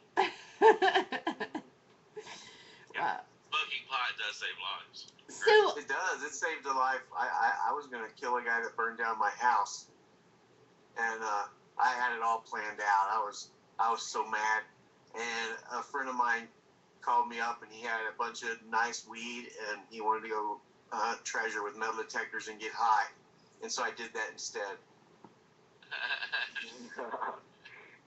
It does bring us. There's a group in India, the sadhus. They use cannabis as sacrament, and they bless it at altars that other traditions bless their sacrament at. So it becomes like mixed sacrament. So when they offer up their cannabis, the sadhus, to almost anybody in India and say, hey, this is from this temple, this is blessed at your temple, they have to partake in it. They cannot say no. They usually do it with food, but the Saudis do it with hash. So as much as you can't turn down the best piece of food, you can't turn down the best piece of hash. And cannabis was re-legalized in India decades ago. So it's Wow. on board. And then the Saudis have a cultural right to get involved in people's business and say, no, sit down before you do that, smoke this, and hand them a chilla. They can be walking with a suit on the way to the office, and the Saudi grabs you and says, hey, this is best at your temple and my temple. You gotta smoke with them. We're talking about cultural power. We're talking about the idea of the Bill Hicks joke, like, no, it shouldn't be legal, it should be mandatory. What if we could create a cultural tradition where we're allowed to step out of our cars, walk down the street, grab people, say, no, you gotta smoke right now before you do anything. So I used to dream about doing that to my parents. I would always think that if my parents were older and they had to come and stay at my house, I would make them smoke pot, and if they tried to say no, I would say, you're under my roof, you're going to follow my rules. I used to, about the how it is in India with the sadhus and how they are culturally. They even, give hashish as offerings to their gods. And I always wonder, like, after 3 or 4 days, is it okay to kind of go by where the offering is and go, do you think he's going to finish that? You are God. What? You are God. Yeah, I'm God too. Yeah. We're all God. I'm a God who's still like in physical form here. I think I could smoke it, right? Yeah. That's where those heavenly priest head stashes come from. Yeah. That when I walk into your room, God. So, speaking of hash, Steve Danks just showed me a picture through Facebook of black hash from Indian black hash. It looked like a long cylindrical kind of thing, and he was like, when you go black, you never go back. And I'm like, that's kind of offensive. But and then I go, what is that? Like a turd? What is that it is showing me? And I go, what is this? And he goes, oh, it's black hash from India. I'm like, I'm going to have to go to India. I want to go get some of that black hash. You get that when you have bubble bags, if you're doing ice water, cold water hash. The finest grade at the bottom of the last bag is that really good black sticky hash. Yeah, it's never been made as well as it is here on the West Coast. Yeah. Quite true. Really? The difference between those hashes, they run through the fields, or they make them with their hands, or the long story of what leads up to making that hash is everything that goes into that hash. When you filter it through the water, when they do this kind of West Coast bubble hash thing, it takes out all the mold and the mildew and the dust and the particles and the hair and all those little things that end up in a lot of common hash. It isn't endless. It's like really the only medical grade hash would be this bubble hash, because the old tradition is just packing keef together. It can be somewhat suspect. It can be less than pure. And, they used to have little naked children run through the hemp fields and get all covered in resin, and then they would rub the resin off with their hands, and it would have dead skin and everything in it. Sure, those are like the Nepalese traditions. The Buddhists didn't even cutting down the plant. That it wasn't right to cut off limbs or cut down the plant. They would rub them through and get the glue on them, get the resin on them, and smoke that, like full body finger hash or something, Yeah. I don't want to smoke any of the butt crack hash though. Wow. And here's a warning: if you're going to try to smuggle hash from Mexico in your ass, don't be drinking the water. Oh, yeah. This the whole thought about how trying to smuggle our hash down there. The possibilities of like how you have to actually smuggle things with your body is just not attractive to me. Like, I don't know. That'll be one of the shining lights of legalization. Just being able to carry it with you, be able to take your favorite strain on vacation with you, to be able to. I mean, there's so many upsides. Just on the grassroots, the how life lives kind of things. Our ability to freely travel with our cannabis and/or ship our cannabis to other people, and/or, the people, I don't think we realize what a commodity we have here in California, and what a brand marked label we have, California cannabis. And if we could throw ourselves into the global market and step ahead of everybody instead of a step behind them, we could really remarket ourselves on this planet as being, again, the orchid sellers of the Dutch in the 1600s. We could really commoditize a new thing on the planet through at the cutting edge, our fine cannabis. And on the backside, a very evolved industrial hemp industry. We can start making cars and houses and kitty litter and, all these beautiful, the food. And really, at the core of it all is be able to restabilize Western food with a hemp base, which is scientifically founded as our human base food. And quit trying to fill that void with soy or corn or beef or all these other food sources that we try to convince ourselves of the natural normal human diet. When in fact, the key thing that's missing is hemp seed. Yeah, it's the perfect food as well. It is. The perfect food. I got, about 15 years ago, I got Dr. Udo, UDO, Dr. Udo. He's got a product line called Udo's Choice. And he's considered the top EFA expert in the world, essential fatty acids. And at a conference up in Santa Cruz for nutritionists, I got him to admit, after questioning him, that in front of the crowd, that he had replicated hemp oil with his Udo's blend. He made a 7-blend oil that was the perfect composition for the human diet. And he admitted that the reason he didn't use hemp seed oil is because there wasn't a reliable source around the planet. 15 years ago, so things were just starting to get going in Canada. Well, cool as hell, dude. But yeah, it took me 7 blends of oil to create the exact blend that is the exact seed oil blend that is a hemp seed. So that would be, as Buddha said, he lived on hemp seed alone for 6 years. Very profoundly stated it, that that's a doable diet. We tried to teach that to the Eastern world, and I think, my understanding of the different slang for cannabis in the Bible makes it the most mentioned herb in the Bible as well, as it is and it certainly is in the books in India.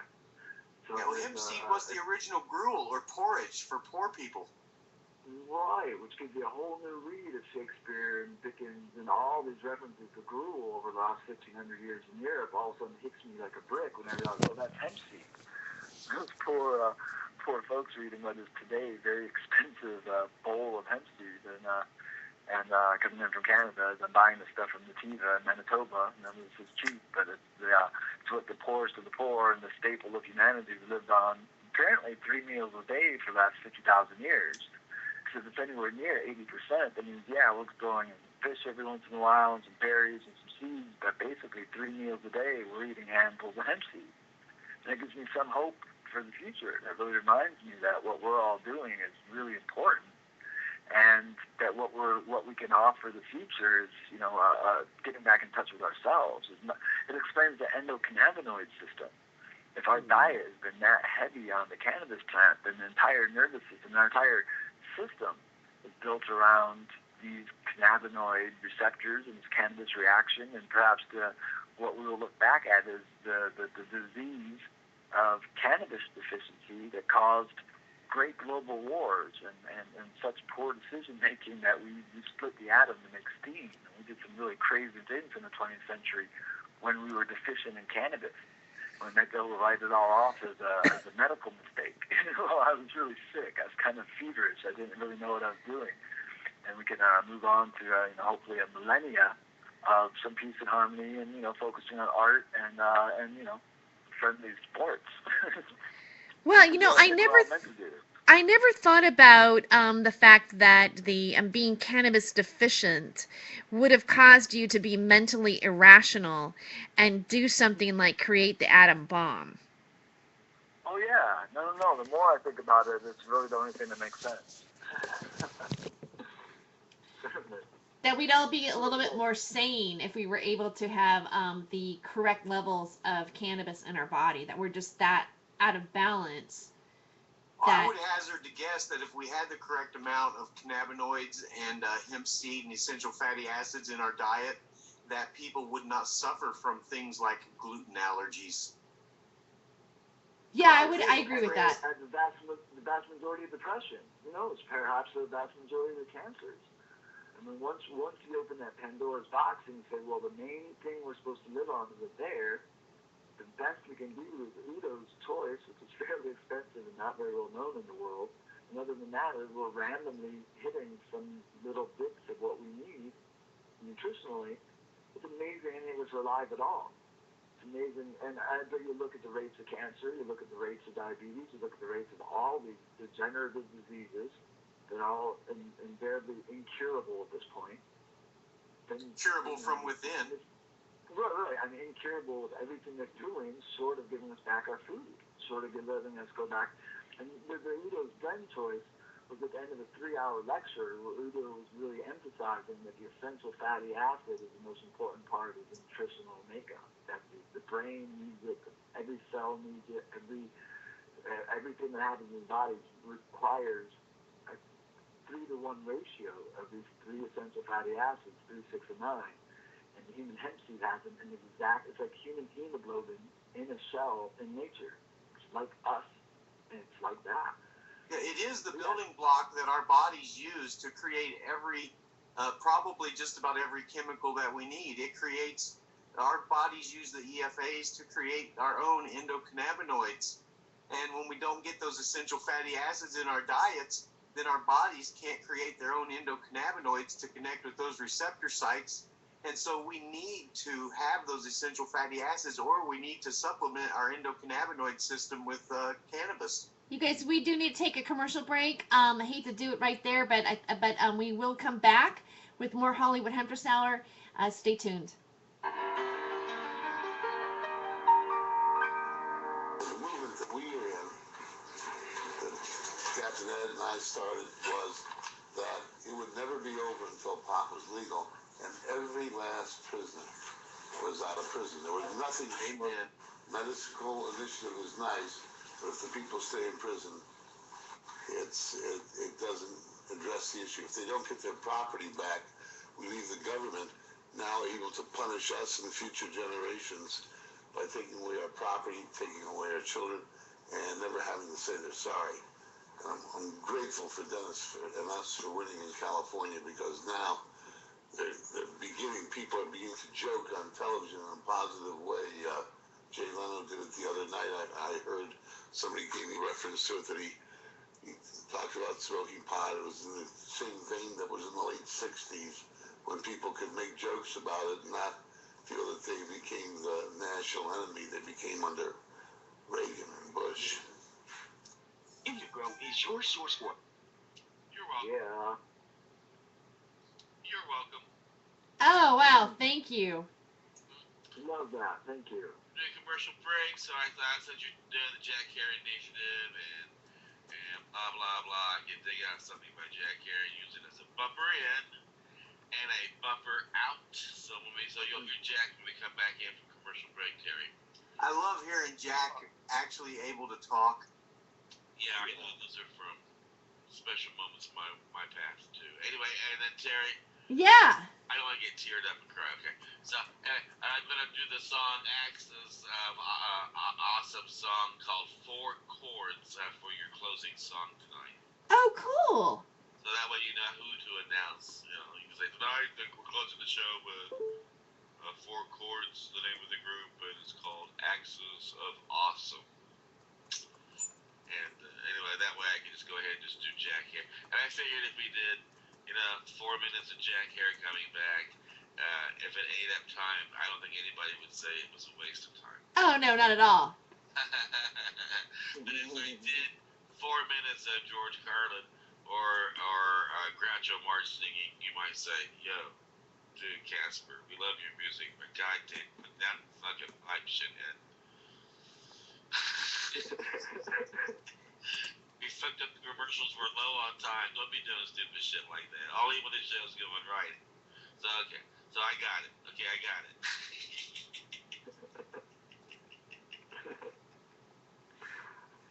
You guys are great.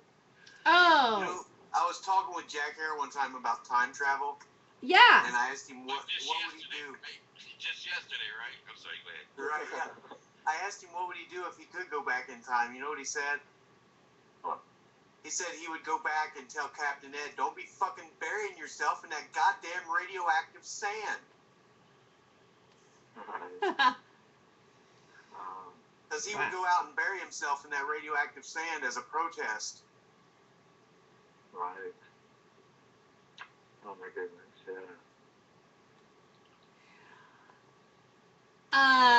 There's something that Steve Danks just posted during the show. I'm trying to figure out like it's very kind of free speech. See, it is our duty to begin to lay the plans and determine the strategy for the winning of lasting peace and establishment of an American standard of living higher than ever known. We cannot be content, no matter how high that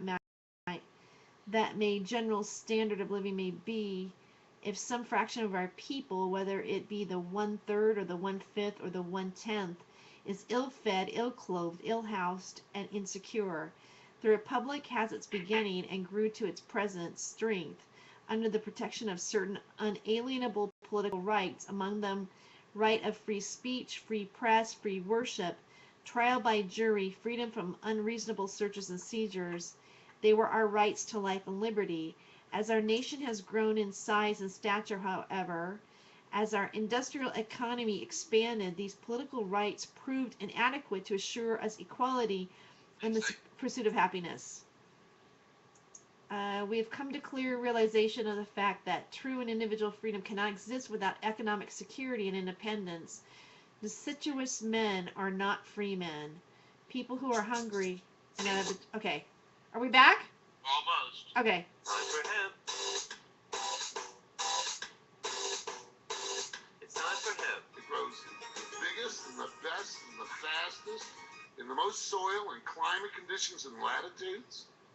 It's the healthiest plant on the planet Earth. In fact, it's greater as paper, fiber, fuel, medicine, food, than virtually any other plant on Earth. And if you take out medicine, it's greater than all the other plants on Earth combined. This one plant, the plant that's against the law, hemp, is greater than all the other plants on Earth combined. You could make as much paper, or better paper, or cheaper paper chemically, than you can out of hemp. If you took every other annual plant on the planet Earth, you wouldn't equal hemp for paper. If you put it all together, wow, that's pretty heavy. And what plant leaves the ground the healthiest of all the plants that grow on the planet Earth? Wow, it's hemp again. Wow, that's pretty strange that they got hemp outlawed and it's the best paper source by far on Earth. You never need to cut down another tree. And then you find out about fiber. All of you gone back and you've touched the hemp fiber. You've worn hemp clothing. You've seen hemp around the last year or two. It wasn't around 10 years ago, 20 years ago. My partner and I were the only people I knew that had hemp clothing that we had imported from Indonesia. And we found out it was the softest fiber on the earth, the warmest fiber on the earth, the strongest, longest lasting natural fiber on the earth. It grew the healthiest of all the fibers that grow on the planet Earth.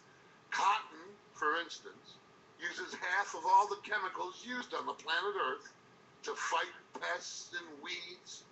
Boll weevils are used on one crop, half of all the chemicals put out by DuPont, Monsanto, and Dow to poison the earth, and there's lots of chemicals put out. Half of those chemicals are used on cotton. Hemp has no enemies. Hemp doesn't need any chemicals to make it grow.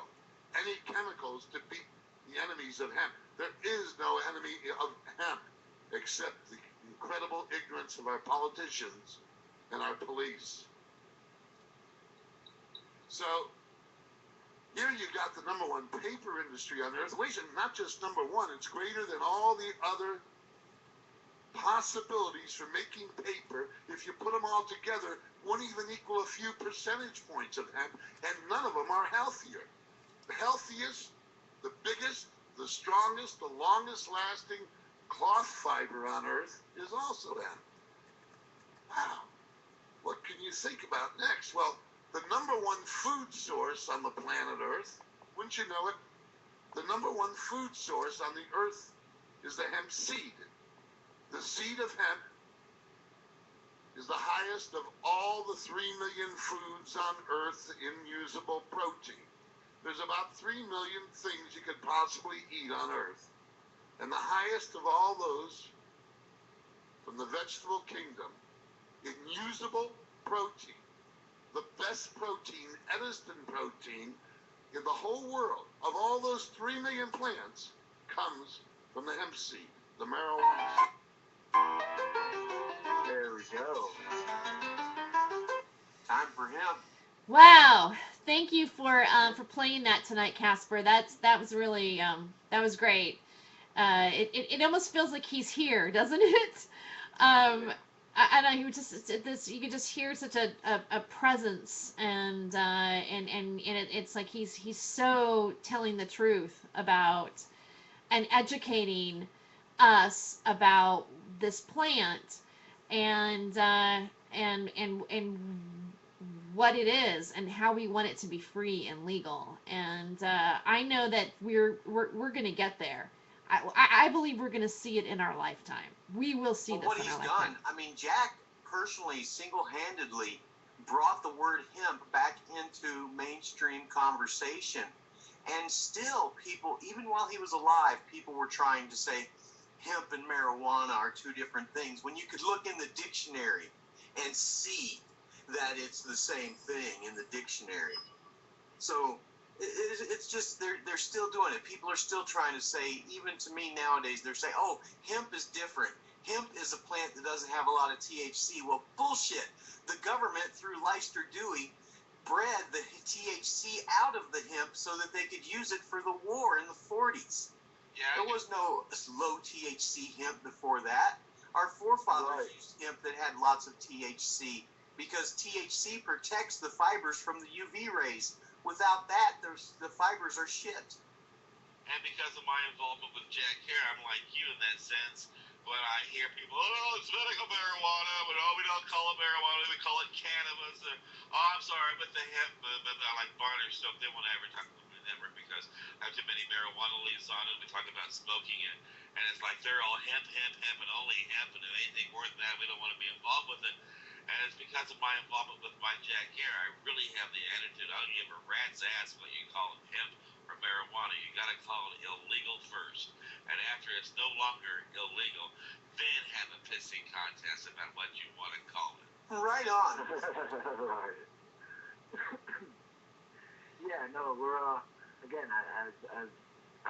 we're one of the very few initiatives in the country right now, or in the world right now, addressing the 50,000 uses for hemp, addressing the industrial potential. We're certainly the only major initiative right now in contention that will open up the door that wide. Jack Hare really was a genius and a dedicated individual. I know he spent almost as much time working on the legislation that he wrote as he did on the book.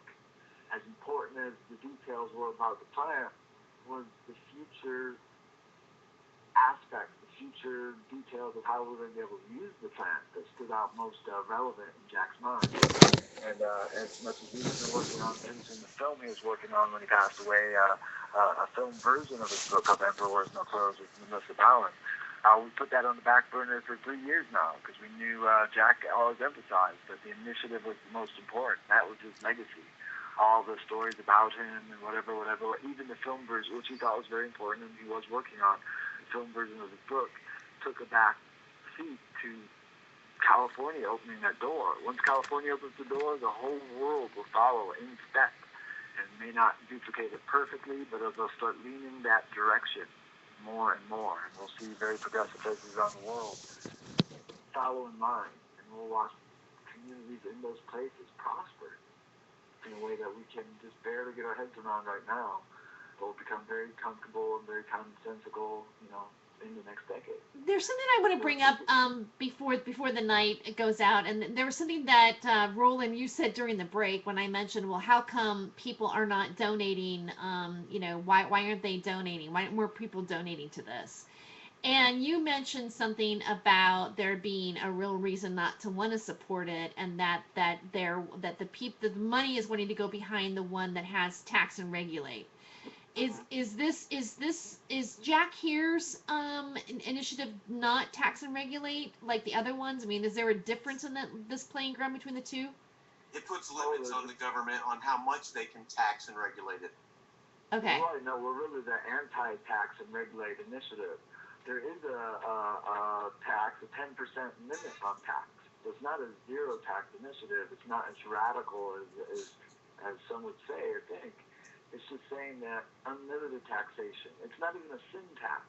It's again a 10% limit on tax for for the local community, and half of that has to be put towards research and further development of the hemp industry. I got it. So, Otherwise, it'll get out of control. Look what happened in Colorado.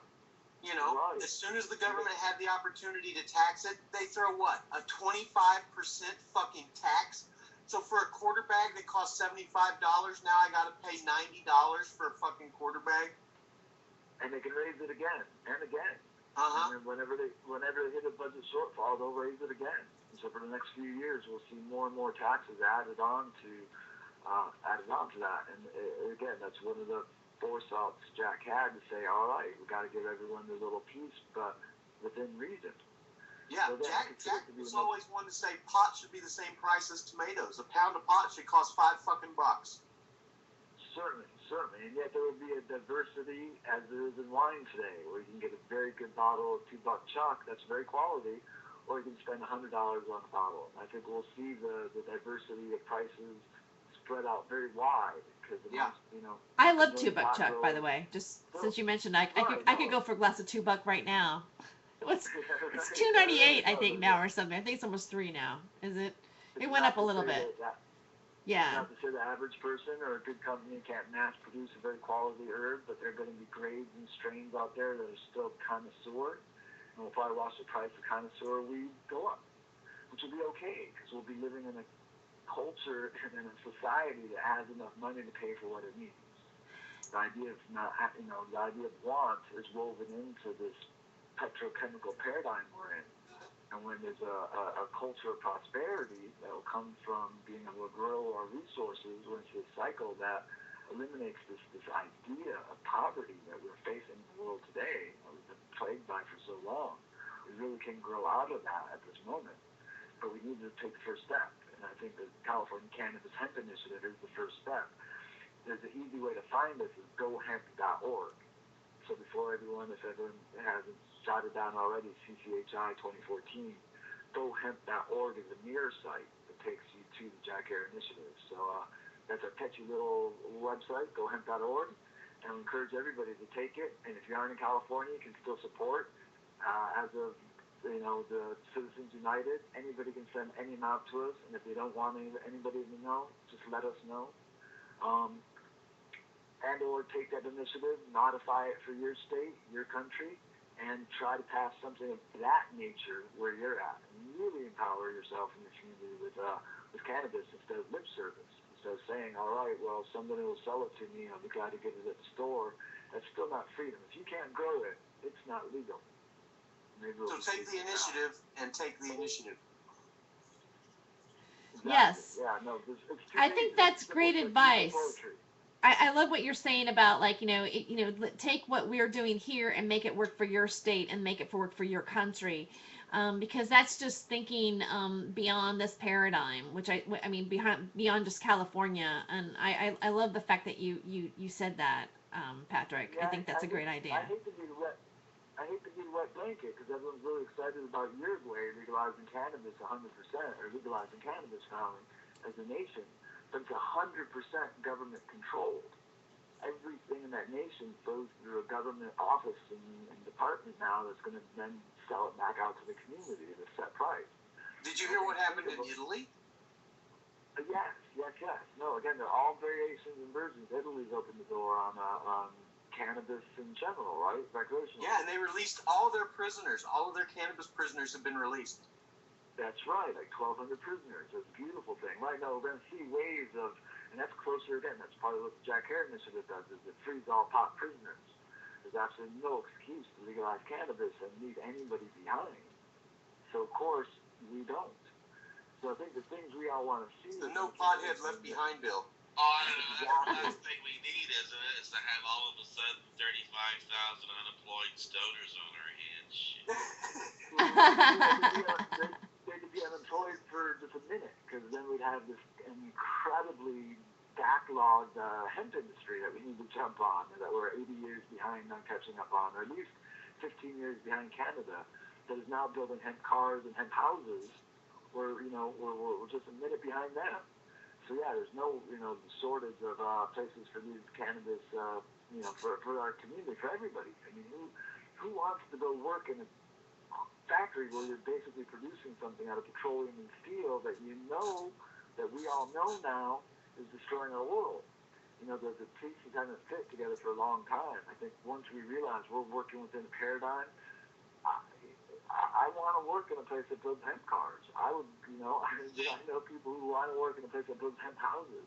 And we're coming up at the end of the 2 hours, but before we wrap it up, all those new companies, hey, if you're making hemp cars and you got all those employees and you're making all that money, you need to advertise on this network. So, bitch, write the check. If you're making a lot of fat money on oils, call us up and advertise, and we'll tell you to your ear. Bitch, write the check. We need your fucking money and we need your support. Don't sit there and say, I spent it all on herb. Really? No. Get behind the movement and show us some love, right, Terry? Right. I second that. Right. And that, I think that's the final button of the show tonight. Thank you very much for viewing and also for listening. We really appreciate it. And just one last thing, Patrick, throw that website out there for people to make a donation. GoHemp.org. You can read the entire initiative, check out the news and the spots, and we'll keep it updated. We'll let you know what the next steps are. Great. And then Roland, we'll be back with you on Friday. Right. And thank you for doing the show.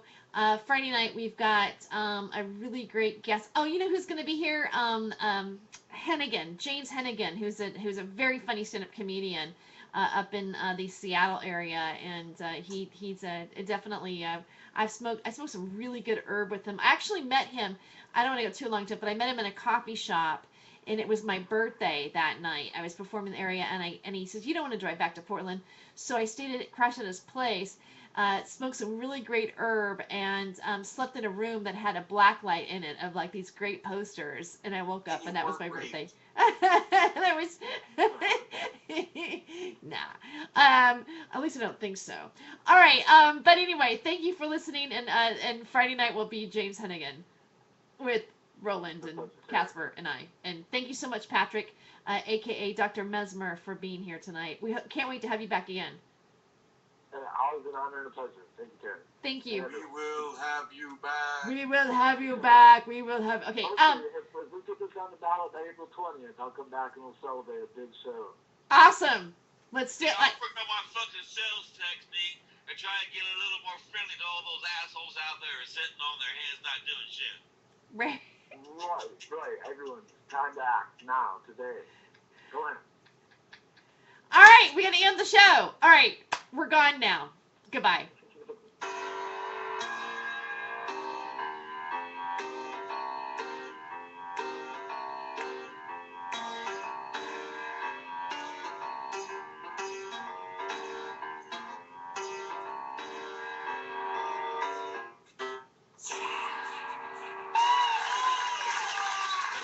I'm Jordan. I'm Lee. And we are the Axis of Awesome, and it's absolutely wonderful to be here tonight. We've been a comedy band for close to 40 years now, but we've never had a hit. Yeah, you know why? It's because we never wrote a 4-chord song. What? You know, all the greatest hits from the past 40 years just use 4 chords. These 4. 1, 2, 3, 4. That's all you need to write a pop song. So what you're saying is you can take those 4 chords, repeat them, and pump out every pop song ever.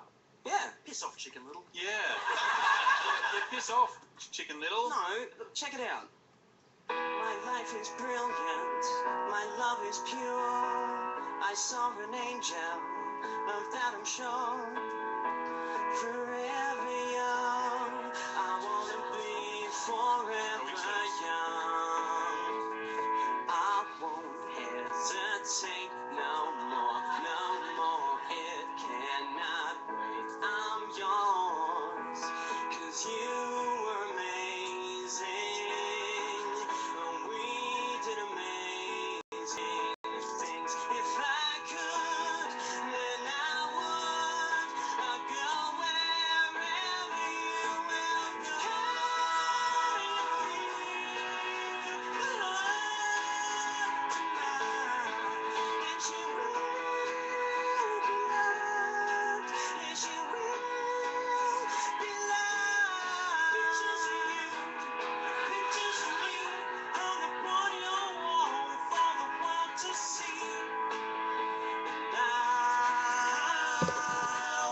TV.